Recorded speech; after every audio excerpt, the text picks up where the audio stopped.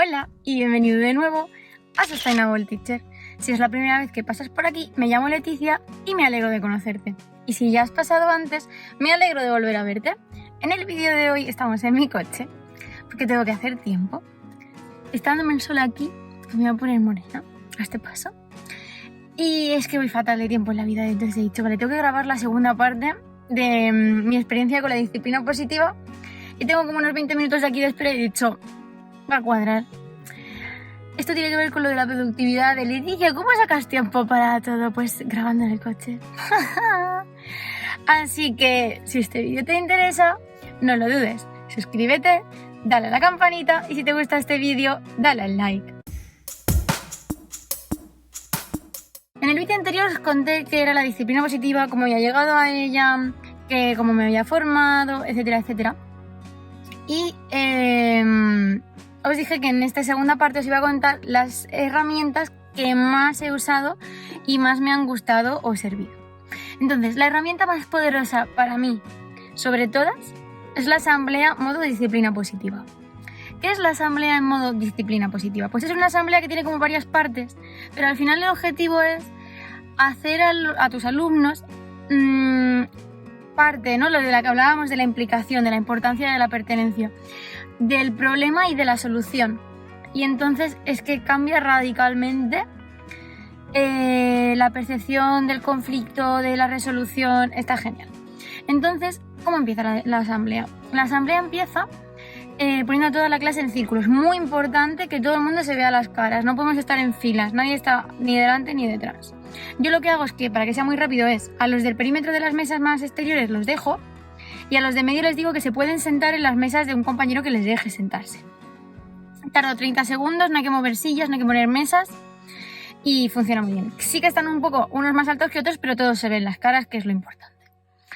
Y entonces después de eso, lo primero que hay que hacer es una ronda como para poner un ambiente positivo, porque vas a hablar de conflictos.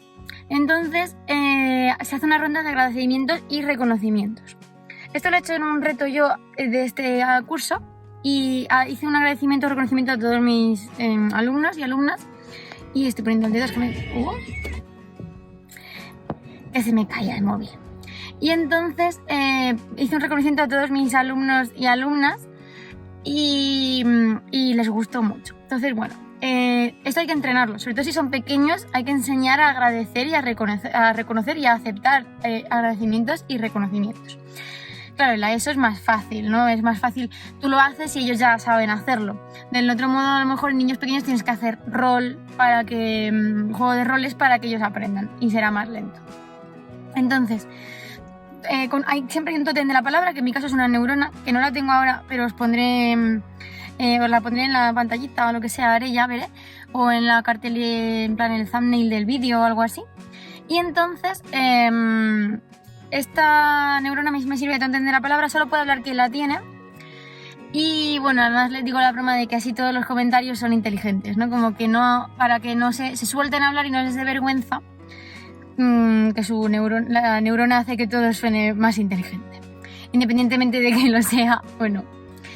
Y una vez que, a ver que se me vea la cabeza entera, no me voy a estar cortando la cabeza, ¿no? Y entonces, una vez que ya eso, se hace la ronda. Quien no quiere agradecer o reconocer algo a un compañero o compañera pasa y no pasa nada. Agradecer puede ser: agradezco a fulanito que me prestó el otro día los apuntes y así hice los deberes y no me pilló la de inglés. O reconozco que el otro día menganita estudió un montón para el examen y que siempre saca un 5 y que se esforzó muchísimo y ha sacado un 8. ¿Se entiende la diferencia entre agradecer y reconocer, no? Bueno, pues eso. Y luego entonces, la siguiente ronda, si la asamblea se hace con frecuencia, lo suele hacer la tutoría todas las semanas, es que hay que reevaluar un problema anterior al que ya se le haya dado una solución y ver si está yendo bien, si está yendo mal y si no, de las soluciones que hay, buscar otra solución.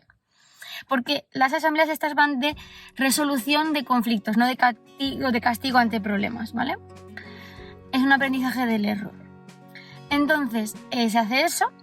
Si no hay algo que resolver anterior o que revisar anterior, pues se salta este paso y entonces hablas del conflicto actual. Normalmente hay un secretario de la asamblea que puede ir cambiando o puede ser el delegado de la clase y esta persona tiene una agenda al principio recomiendo 2 cosas: que no sea agenda, sino que sea caja, para que lo metan y no lo puedan sacar en plan buzón de conflictos. Y segundo, que al principio de hacer esto en clase tratéis siempre problemas colectivos de toda la clase, que no sean de personas en concreto, porque se van a sentir atacadas. Y hasta que no aprendan que este es un lugar seguro y un sistema seguro en el que no se ataca, ni se castiga, ni se corrige, sino que se soluciona y se aprende, puede ser que no salga bien. Entonces, por ejemplo, un problema que me ha pasado a mí este año. Volvimos del huerto, habían manchado las paredes del baño de barro, porque el suelo bueno, pero las paredes del baño no tenían por qué haberse manchado, y nadie quería decir en la clase quién había sido. Tengo una clase muy fuente ovejuna para esas cosas, ¿vale? Y entonces, en vez de enfadarme como una energúmena, nadie más va a ir al huerto nunca, esta clase no va a ir al huerto nunca más, llegué y les dije, vamos a hablar esto, vamos a buscar una solución para que esto no vuelva a pasar. Entonces, bueno, pues otra vez con el tren de la palabra, haces un turno de... Bueno, el delegado os pone el problema, todos lo conocían ya, pero bueno. Entonces, haces un turno, otra vez con el tren de la palabra, cada uno puede dar su opinión, aportar tal, y quien quiera puede aportar una solución. Esas soluciones se van apuntando, por ejemplo, en la pizarra o en el cuaderno, y después se hace otra ronda más de votación. Si el problema afecta a toda la clase, vota toda la clase. Si el problema solo afecta a unas personas concretas, solo pueden votar la solución, aunque aporten soluciones. Toda la clase solo pueden votar la solución que quieren a su problema las personas afectadas por el problema.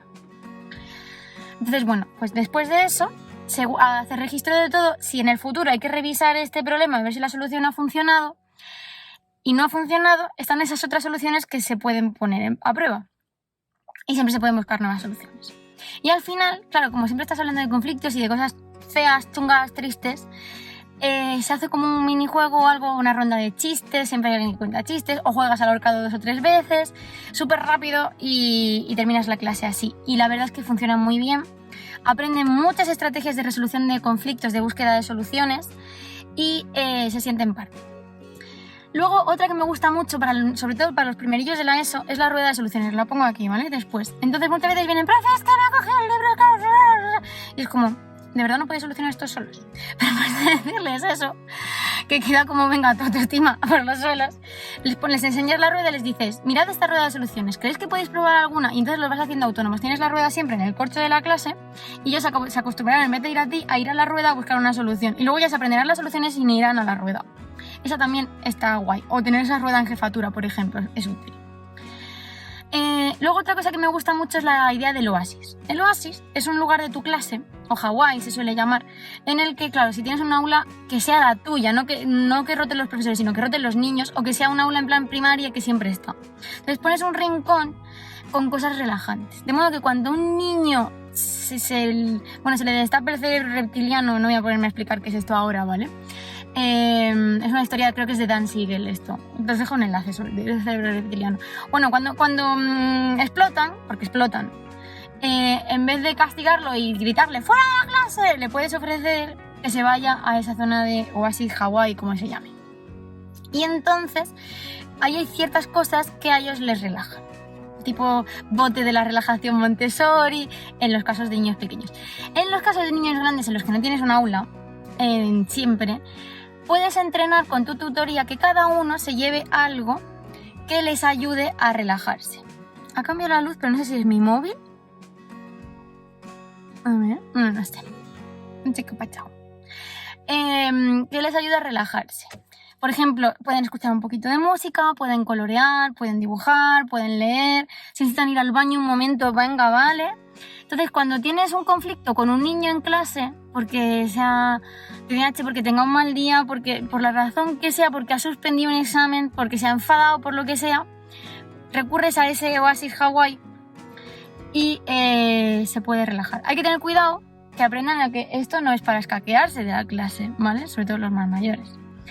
Y también hay que entrenarlo. Hay que a lo mejor les sirve respirar contando con los dedos. A cada uno lo suyo. Y esto es más para entrenarlo en tutoría. Yo lo que he hecho lo he usado de 2 maneras. Hay 2 clases este año que eran muy activas, en las que he dedicado 5 minutos de la clase a que todos tuviéramos un momento de oasis relax antes de empezar la clase, porque me ahorraba un montón de conflictos y de callaos después. Entonces poníamos una música, cada día uno elegía la música y cada uno podía o bien dibujar, que yo les he llevado libros de estos de colorear, entonces yo tenía mi libro y ellos hacían fotocopia y todos coloreábamos el mismo, podían dibujar, podían leer o podían charlar suavito, 5 minutos, una canción de YouTube y adiós, y a trabajar. Y más les vale después comportarse bien, porque si no era un privilegio que se podía perder, de hecho algún día se llegó a perder, ¿vale? Para que valorasen lo que tenían. Y entonces lo he hecho en plan colectivo. Y luego con un par de niños de otra clase en concreto, son 2 clases, y entonces les he llevado yo cosas para que tuvieran en las manos los fidget cubes, esos os pongo por aquí lo que son, para que estuvieran también relajados cuando lo necesitaran. Porque es cierto que tengo chicos que a veces pues son nerviosos. Y la cuarta herramienta que quiero contaros no es para entre alumnos, es para entre profes y me parece súper poderosa, y es la de Profes Ayudan a Profes. Y es una especie de asamblea parecida, pero entre profes. Imaginaos que yo tengo un alumno o una alumna, es que yo no lo llevo, todos los días me causa problemas en clase o causa problemas con los niños, no hay manera de controlar esta situación, lo he probado todo con este niño o esta niña y yo estoy desesperada. Entonces, haces una asamblea de profes, que se llama Profes Ayudan a Profes, tiene 14 pasos la asamblea, creo que son, y también va con agradecimientos, reconocimientos, y entonces después lo que haces es que cuentas cuál ha sido el problema, pero no solo lo cuentas, sino que coges a otros 2 o 3 profes que hagan de voluntarios y lo modelas. Tú puedes hacer de niño o puedes hacer de ti, les cuentas primero cómo has reaccionado y cómo ha reaccionado el niño para poder que la gente se haga la idea. Y entonces en base a eso se mira un cuadro que está de disciplina positiva, que normalmente enmarca los comportamientos de los niños en 4 grandes problemas, ¿no? En plan, creencia equivocada de poder, de falta de atención, necesidad de atención, de injusticia generalizada y no me acuerdo cuál es el otro ahora mismo. Bueno, os lo pongo. Y entonces se intenta enmarcar la situación que tú estás viendo. Yo de hecho este año estaba equivocada, yo creía que era atención, necesidad de atención y era lucha de poder. Ineptitud. ¿Vale? Hay niños que directamente ya han dicho, mira, es que yo soy inútil, soy inepto y ya para qué, o ya molesto, o ya no estudio, o ya molesto a los demás, para que también sean ineptos, yo qué sé. Entonces, bueno, esas 4 situaciones. Entonces, los profes entre todos evaluamos en cuál se cree que está.